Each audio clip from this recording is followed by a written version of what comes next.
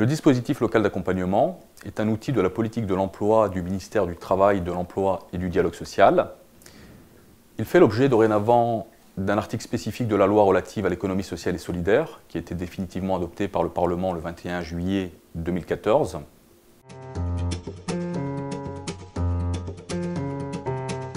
Il est destiné à accompagner les structures de l'économie sociale et solidaire dans des logiques de structuration et de renforcement de leur modèle économique, et ce, pour favoriser la création, la consolidation et le développement des emplois du secteur, ainsi que l'amélioration de la qualité de ces emplois. Parmi les structures de l'économie sociale et solidaire sont visées prioritairement les associations employeuses de petite et de moyenne taille, les structures d'insertion par l'activité économique et les coopératives à finalité sociale. Concrètement, le dispositif permet à ces structures d'utilité sociale de bénéficier d'un accompagnement pour la définition et la mise en œuvre de stratégies de consolidation de leur structure économique et financière et de développement de leurs compétences internes.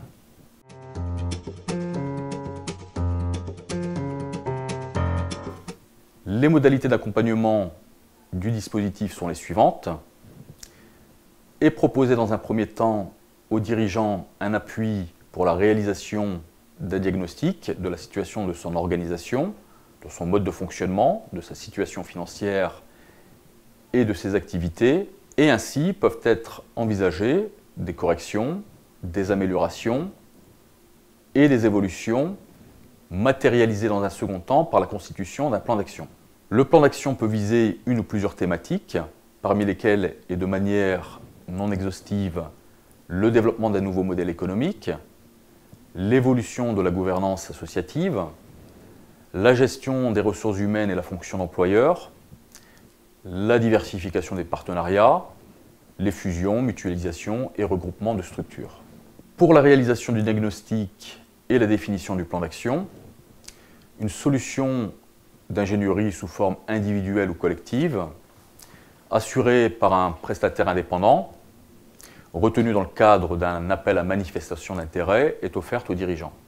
Cet accompagnement est d'une durée moyenne de 5 jours pour un accompagnement individuel et peut aller jusqu'à 10 jours en collectif.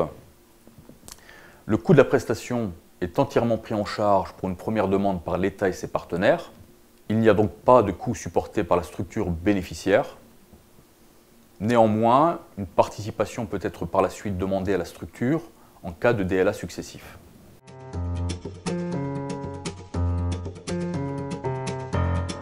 Sur le plan financier, le DLA dispose à l'échelle nationale d'un budget assuré à plus de 80% par l'État, la Caisse des dépôts et le Fonds social européen. Dans le Nord-Pas-de-Calais, les collectivités locales,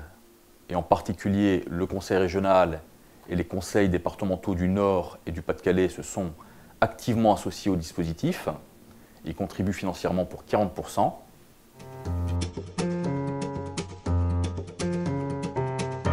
Pour ce qui concerne les modalités de mise en œuvre du DLA en région Nord-Pas-de-Calais, à la suite de l'appel à projets lancé au cours du second semestre 2013, ont été retenus 2 opérateurs départementaux, membres du réseau France Active, Nord Actif et Pas-de-Calais Actif, chargés d'évaluer les besoins des structures et de les orienter dans la mise en œuvre du dispositif. Un opérateur régional, la Chambre régionale de l'économie sociale et solidaire, la CRES, chargé de la coordination, du suivi et de l'animation régionale du DLA.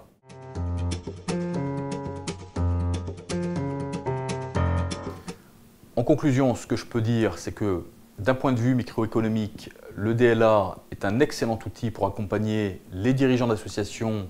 ou d'entreprises solidaires dans la mise en œuvre d'une politique de changement nécessaire à la vie de leur structure. Et d'un point de vue macroéconomique,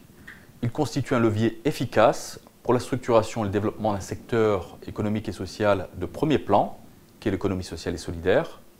consolider les 149 000 emplois salariés du secteur en région Nord-Pas-de-Calais, accompagner la création de nouveaux emplois et aider le secteur à s'adapter aux évolutions de son environnement sont les priorités affichées par l'État et ses partenaires au travers de ce dispositif.